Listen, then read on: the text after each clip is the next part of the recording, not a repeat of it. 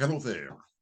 I'm Dr. Clinton Baldwin. My Ph.D. is in religion with special emphasis in New Testament textual criticism. I also have a minor in Old Testament studies. I wish to speak to the issue of the Israeli-Palestinian situation, particularly on the subject of did God command the Israelites to take the land of Israel by force? This presentation will be done in three parts. Part one, introduction and methodology. Part two, the texts in their historical contexts. And part three, further evidences for words placed on the lips of God. And I end with a conclusion and an appeal. The modern Israeli-Palestinian issue has been fermenting for more than a century, with negotiations upon negotiations, with attacks and counterattacks, resistance and counter-resistance going on forever, as it were. Increasingly, since 1948, the modern state of Israel controls most of the land once occupied by the Palestinians. On October 7, 2023, the Islamic resistance movement, better known as Hamas, invaded Israel and killed some 1,400 Israeli Jews. In response, the Israeli Defense Force invaded Gaza. Now, by November 7, 8, over 6,000 plus bombs rained down upon Gaza. Israel cut the water supply, the electricity, the internet to Gaza for extended periods. 1 million plus citizens of northern Gaza were ordered to evacuate to southern Gaza. Granted, the bombs continue to rain down on the south as well.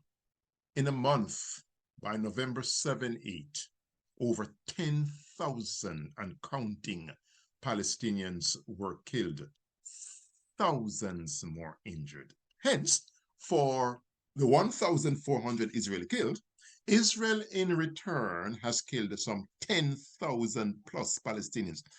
The overwhelming majority being women and children, innocent non-combatants.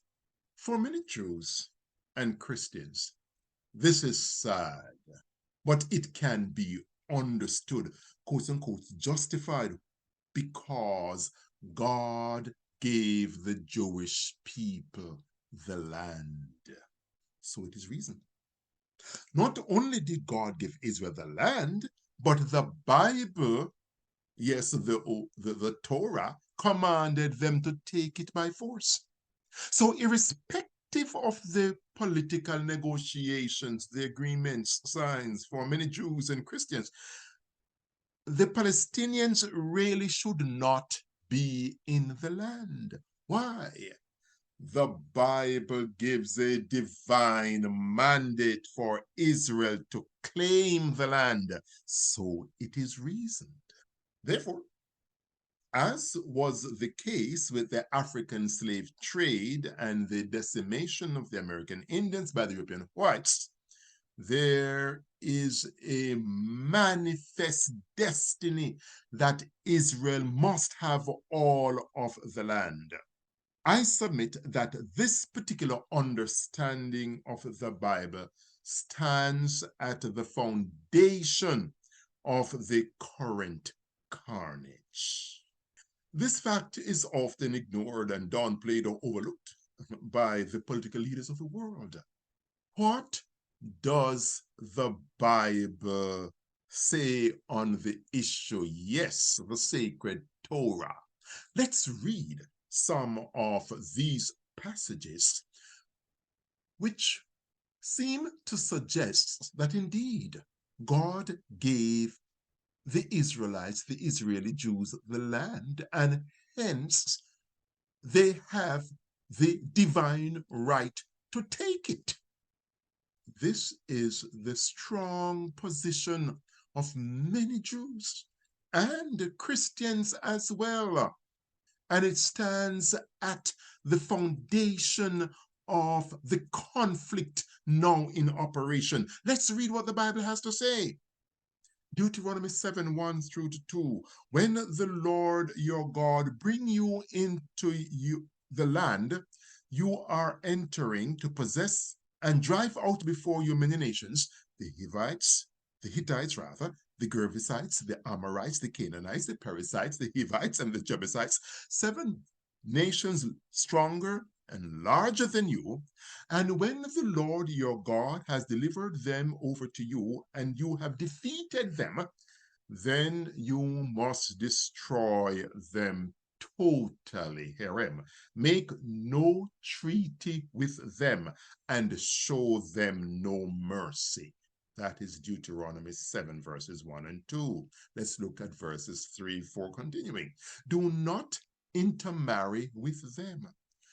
Do not give your daughters to their sons, or take their daughters for your sons, for they will turn your children away from following me to serve other gods, and the Lord's anger will burn against you and will quickly destroy you. Chapter 20, 16 and 17.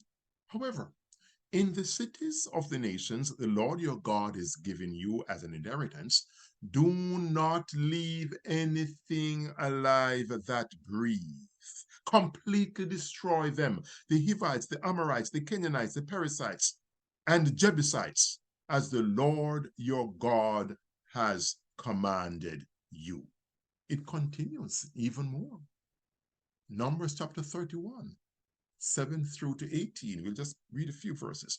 They fought against Midian as the Lord commanded Moses and killed every man. Numbers 31, 17 through 18. Now therefore separate the children by gender and kill all the male children and execute every woman who is not a virgin, but all the young girls and women who are still virgins keep alive for yourself. Is God saying, Israel, destroy and take everything? It continues even further. Joshua 7:29. And they utterly destroyed everything in the city, both man and woman, young and old, and ox and sheep and donkey, with the edge of the sword. And there are many other passages just like these that I've read, in which the explicit command was given to Israelites after they left Egypt to destroy the Canaanites completely and take the land which is now Palestine. Many Christians and Jews continue to believe in these passages and hence support in one way or the other Israel's right to take the entire land of Palestine. Again, this is sacred scripture, God speaking, as it were. However, before we come to the conclusion that indeed God was making these utterances to Israel, we must first interpret scripture. We must first examine our method of interpretation. The point is, irrespective of how you think about it, irrespective of whether or not you are aware of it, every time you open the Bible and you read a passage of scripture, you read a text, you automatically employ a particular method of interpretation. Therefore, it is important to be aware of the method you are using. So let's examine the methodology, and then we are in a better position to conclude whether or not indeed God commanded the Israelites to take. A foundational principle of interpreting scripture is, what it meant must first be understood before what it means in the present can be accurately decided upon. Please permit me to say this again. What it meant in the past, way back then, must first be understood before what it means today in the present can accurately be decided upon. It's an extremely important principle. The point, you see, the scriptures were not written in a vacuum. They were written to real people in specific contexts at particular times in the past. So therefore, we must first interpret the Bible in the Bible's own linguistic, cultural, historical, theological, and philosophical contexts before application to our time is made. Unless we do that, we run the danger of making some serious blunders. I wish to highlight three basic facts. One, the accounts we just read were written hundreds of years after the events they describe. Very, very important. The commands to go decimate the Canaanites were written hundreds of years after those commands were given. Two, they were composed from prior written documents and oral accounts of these events. And three, the authors, editors were doing ancient historiography, not modern history writing. Let's drill down on these 3 points some more. The accounts were written hundreds of years after they were said to have happened. For the past 300 plus years, it has been well established in biblical studies that the information in the Pentateuch, the first 5 books of Moses, came from at least 4 major sources.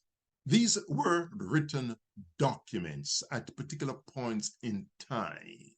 These sources are labeled the Yahwistic, or J for short, and that source was written in the 10th century. The Hellenistic, E, written in the 9th century. Then the third source, the Deuteronomistic, called D for short, written sometimes in the 6th century, 7th, 6th century. And the priestly source, called P for short, possibly written in the 8th and some scholars contend the 4th century. These 4 sources were eventually spliced together to compose the books of Genesis, Exodus, Leviticus, Numbers, and Deuteronomy. So what we now have as Genesis to Deuteronomy are the end product, the edited product of 4 separate sources being combined together. The evidence for this is overwhelming, is complex, is long, and we cannot get into that at this point. The issue is, 1, the accounts were written hundreds of years after they were said to have happened. Let's flesh it out some more.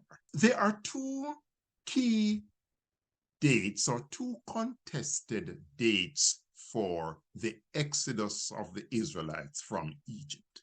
One date, 1446 BC, and the other, 1250 BC.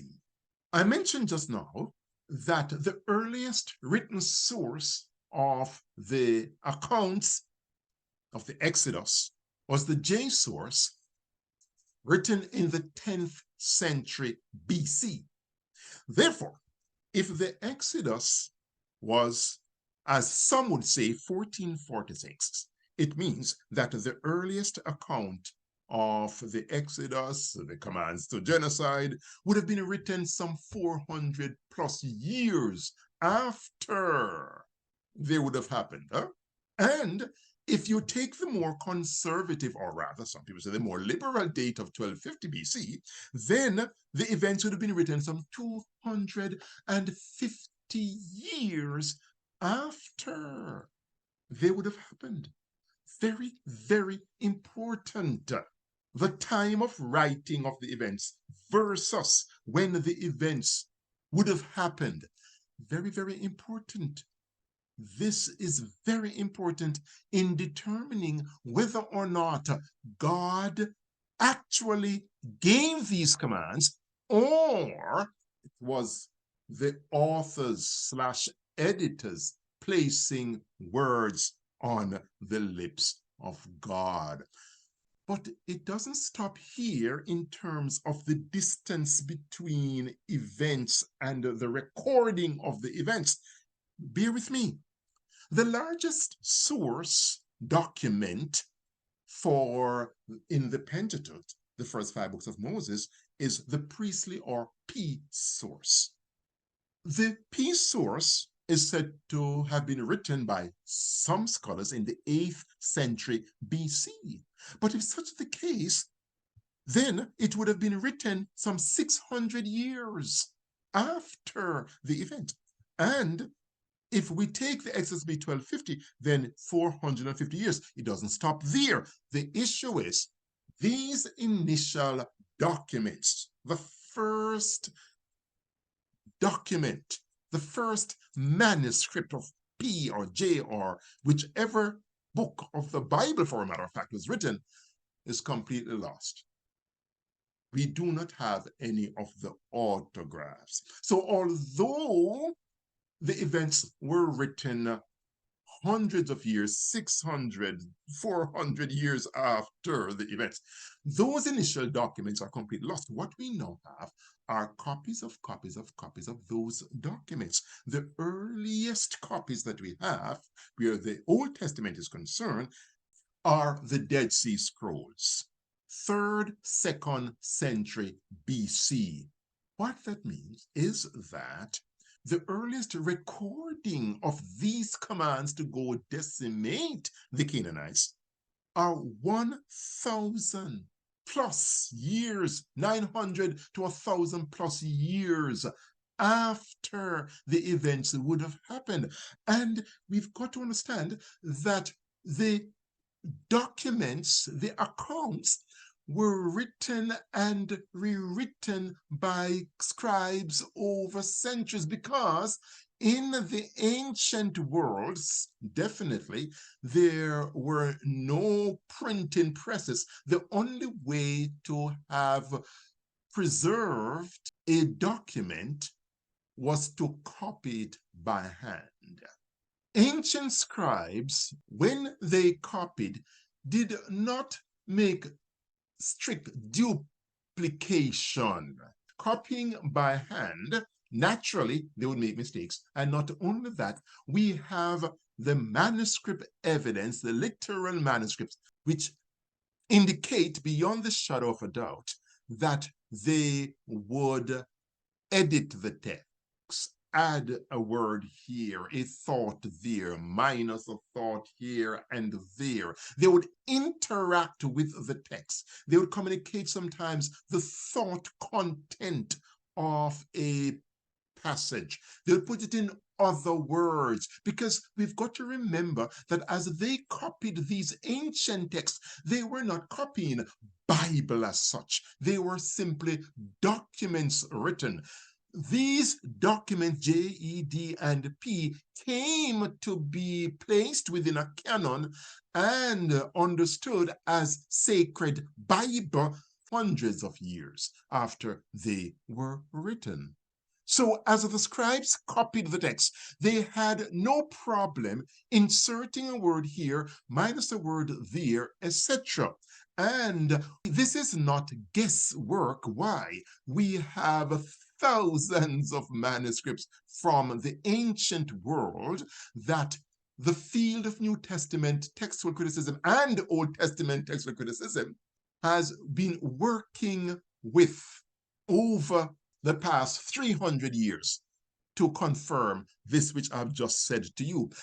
Leading New Old Testament textual critic Emmanuel Tov, in his book Textual Criticism of the Hebrew Bible, he writes, most of the biblical books were not written by one person at one particular time, but rather contain compositional layers written over many generations. Very, very important. The books contain compositional layers. So therefore, in copying and recopying, did the scribes insert words on the lips of God? Or going back even further, the real question, did the initial authors of these texts insert words on the lips of God, bearing in mind that the initial writers were writing hundreds of years after the events they describe? Again, the text of scripture that we now possess is not entirely the text that came from the hands of the original authors. It is also a text that came from the hands of multiple editors or author scribes, hundreds of years after the texts were initially written. The field of Old Testament, New Testament textual criticism has confirmed this for the past 300 years. This may be new to some people, but it is as common as day. We know this for a fact. So therefore, were the author editors of the scriptures writing ancient historiography? Stay with me. Were the authors of the editors of the scriptures writing ancient historiography, that is, theologized history, or were they doing modern history writing? Very, very important point. Again, if the authors of these documents that commanded the genocide of the Canaanites, if they were writing hundreds of years after the event, then we must ask ourselves, were they writing ancient historiography? That is, were they theologizing the history, or were they doing modern history writing? What is the difference? Let's look quickly at this. For the modern historian, when the modern historian sits down to write, he seeks to relate what actually happened in the past. He's concerned with the facts of the past. The modern historian is not primarily concerned with embellishing or inventing events based on a respected oral tradition. No, he's not interested in inventing events. No, he wants to know the facts of history, what actually happened. The modern historian is not primarily concerned with theologizing or interpreting events of the past. He's also not necessarily interested in teaching a moral lesson in the present. The modern historian seeks to understand what actually happened. That's different from the ancient historian. That's different from the person in Bible times writing history. The ancient historian or writers of biblical texts based their accounts more on oral tradition, not written texts. Yes, they would employ written texts from time to time, but we've got to understand and remind ourselves that the oral tradition of events in the past existed side by side with the written accounts of the same events. And in a world in which orality was more important than written texts, the oral accounts of the particular events would influence, would nuance, would change the written texts. Again, the ancient world was more of an oral world. At the best of times, 90 to 95% of the population of just about everywhere, every people everywhere, could not read or write. As such, therefore, in communicating or rewriting a particular event or events, the ancient historian, the ancient writer of scripture, would embellish the past to suit the situation at the time of writing, not the situation at the time when the supposed events occurred. They would engage in deliberate invention and creation of events, and we will see evidences for this because they impinge on whether or not indeed God had commanded the Israelites to kill the Canaanites and take the land. Were there embellishments of these events? Were their exaggeration? Were they invention? And bear with me, in part 2, we're going to look deliberately at these accounts we've just read in Deuteronomy and Numbers and see if indeed there were inventions of events and words placed on the lips of God where this is concerned. Because if that is the case, then these texts are representing the author's presentation of God and not God's presentation of himself. Very important. The ancient historians would rewrite words or events of prior documents to suit the objective of the writer. They would theologize the past, deliberate invention of the past. Again, they would insert words in the mouths of the character. We see these practices outside of Scripture, and we see them inside of Scripture. Yes, the Greek historian Thucydides, 5th century BC, he writes, with regards to the speeches various persons were made when they were about to launch the war or had already done so, it had been difficult to recall precisely the words they actually spoke. This is the case whether they were speeches I myself heard or whether they were words reported to me from other sources. As a consequence, the various speakers were made to say what was appropriate. Note the words. The various speakers were made to say what was appropriate. Thucydides is writing the history of the Peloponnesian War, and he's saying that at times, he could not remember exactly what happened or what he heard. However, he would cause the speakers to say that which would have been appropriate to say in the particular situation. He would place words on the lips of the characters. And that was a common phenomenon in the ancient world. And when we look at Scripture, we see that happening as well. Therefore, when we read passages which are saying that God called Israel to decimate the Canaanites, we must ask ourselves, is it God's voice we're hearing? Or are we hearing the voice of the writers of the text? I submit the writers or editors of the scriptures were not writing history in the modern sense of the word, and their texts should not be read as such. This is simply placing the Bible in its context.